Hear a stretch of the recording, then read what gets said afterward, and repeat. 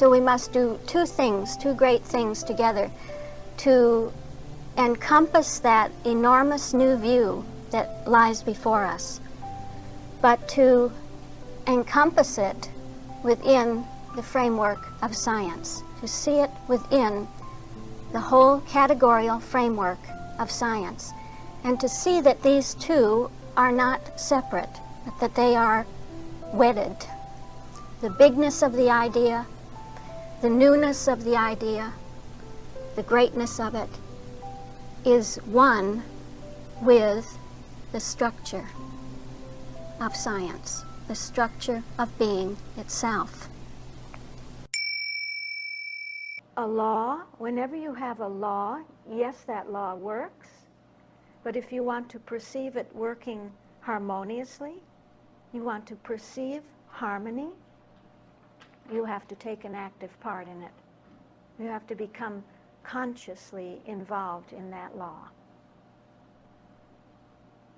And this is what we have in classification 6, how we take part in the whole cybernetic flow of being, and not just wait to receive.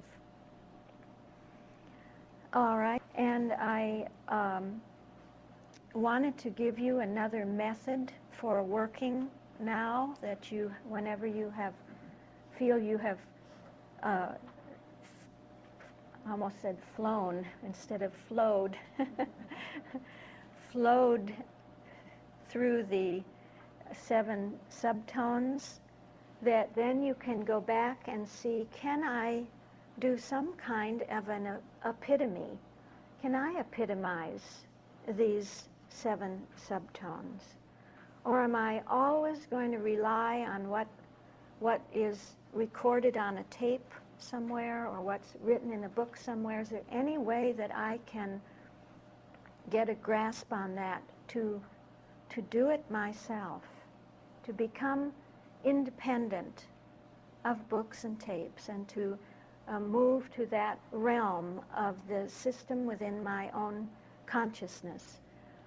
And I think that we can do that. We can do it with our aids that we've been using, with this additional help that we have in the structured presentation, or the dimensional presentation of the ideas of the synonymous terms for God.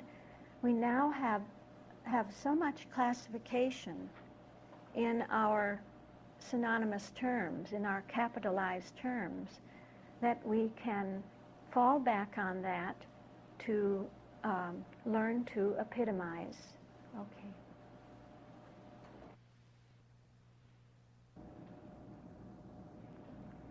Now, the epitomes that we are given by John Dorley and Max Kapler are the essence, the essential epitomes.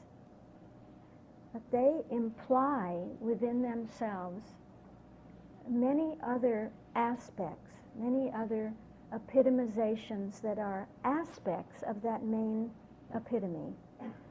So let's just take an example for mind. You see that in the story there is enormous emphasis on the attitude, on our attitude, isn't there? On our right attitudes. Did Saul have the right attitude? Did Samuel have the right attitude? Or what was wrong with the attitude? What had to be corrected in the attitude? What was David's attitude? So a lot comes in on that level of Christian Science concerning classification 6 in our attitude. So just as an example, we could begin with an attitude, with the right attitude, and begin to see, for instance, what happens at each point in the flow of the subtones if we take a right attitude. So we could say, first of all, we could come right out from the third matrix. How do I come right out from the third matrix? Well, I can see that because mind is mind, and then I draw the ideational conclusion. Because mind is mind, turning to the one mind. Okay, so let's take turning to the one mind as an incident or an example of a right attitude. Because mind is mind, turning to the one mind always brings to view the promise of mind. Okay? And because mind is spirit, turning to the one mind always develops and unfolds this promise. Can you hear? That's exactly what we have been seeing. That because mind is soul, and don't forget this part, don't forget that part, because that's really beginning to build now to the point where when you say mind is soul, something will be there. It won't be just empty space in consciousness. But consciousness will begin to be filling with a truth content, with a substance, with a tangibility in it. So because mind is soul, turning to the one mind always identifies this promise unmistakably. Isn't that beautiful? You can lift it right out of the Bible story and see, gosh, this is true. You know, this really is true. This really belongs to the law. This really is an implication of the law of my individual self-organization. That turning, you see, because mind is soul, turning to the one mind always interprets itself in the power of demonstration.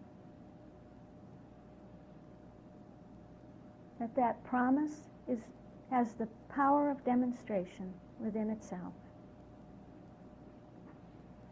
And that because mind is life,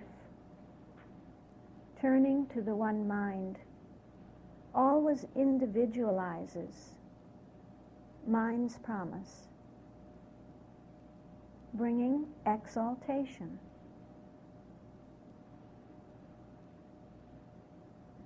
And because mind is truth, turning to the one mind always makes conscious this promise in a higher manhood.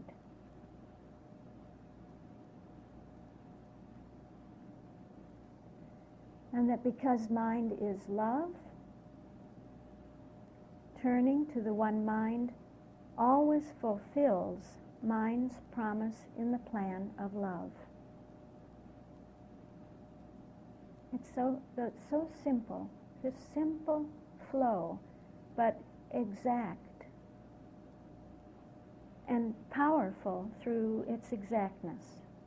So that's what I'm talking about, and so you see that you can establish a pattern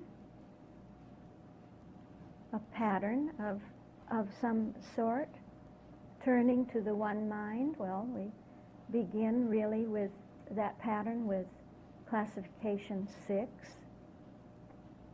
Then we say it always brings to view something. This is classification 4, bringing to view. The promise of mind, actually another sense of classification 4. You see, or that turning to the one mind always develops and unfolds the promise within us. It's It's an interplay between 6 and 4, just a very simple, simple thing. Very simple, but when you do it, it's beautiful. It's exquisite.